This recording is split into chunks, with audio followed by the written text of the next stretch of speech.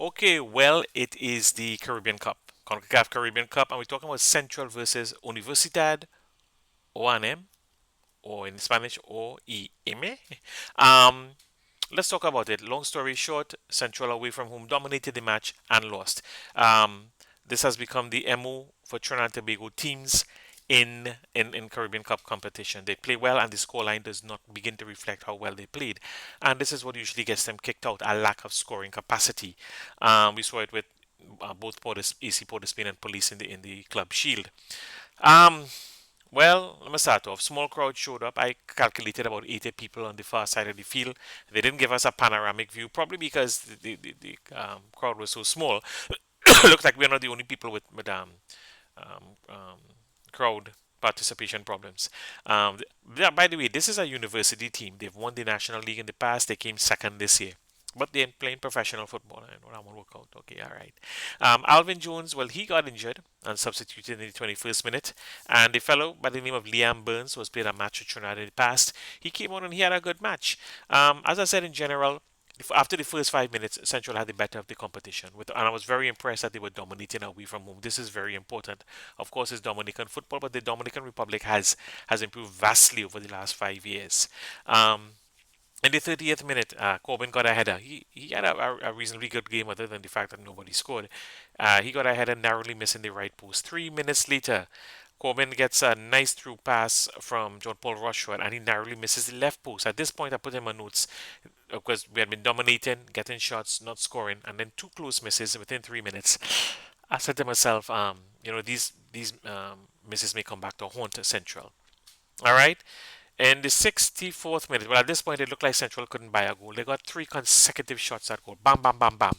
And I really couldn't blame Central for this one. Those defenders and the goalkeeper put up a kind of semi wall there. Those defenders and our goalkeeper did not know if they were coming or going. It was just shot, shot, shot, shot. Two in front of the goal, one from the right. And they managed to stand up in front of the ball.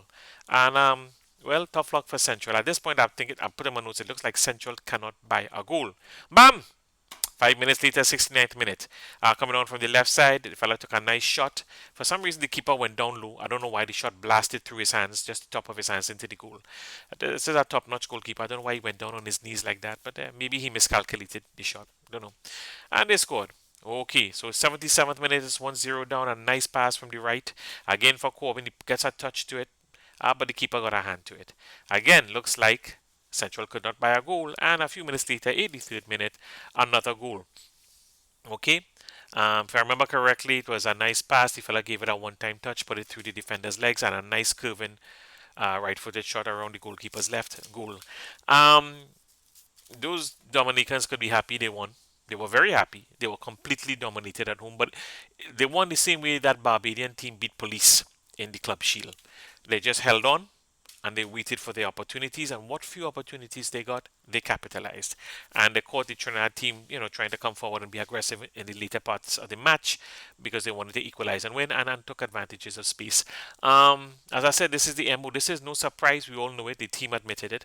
And I'm wondering if it's because we finish our football season in May, if it's a lack of match fitness, a lack of practice. I ain't saying the fellas aren't physically fit. I know they're training, but match fitness. I know they played one or two exhibition games and so on prior to the tournament, and I'm just wondering, how much football did they put in, and how good are they?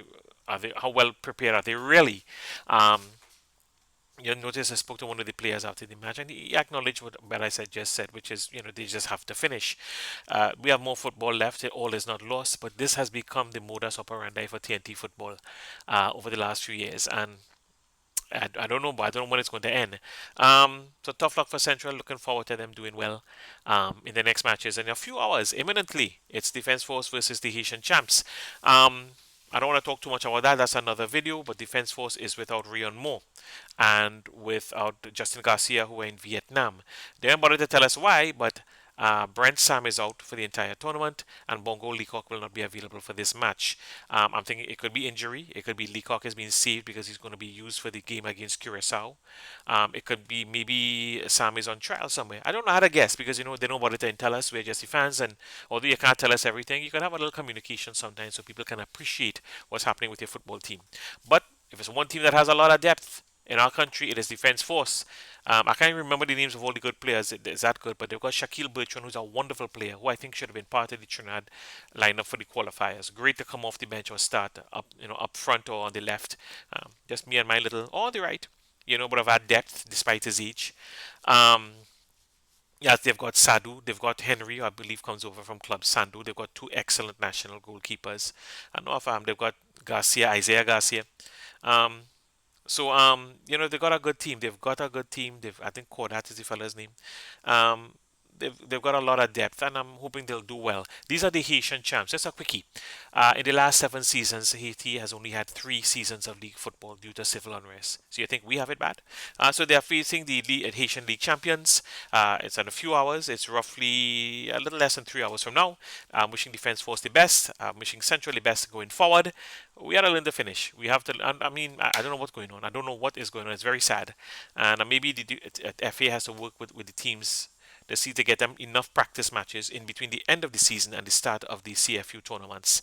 They shouldn't have to. The clubs should be able to organize this themselves, but maybe we need all hands on deck. I mean, when they do badly, it's Trinidad football doing badly. I don't want to talk too much about Defense Force. That's another video. God bless Defense Force. God bless Central FC. God bless TNT Football. God bless me.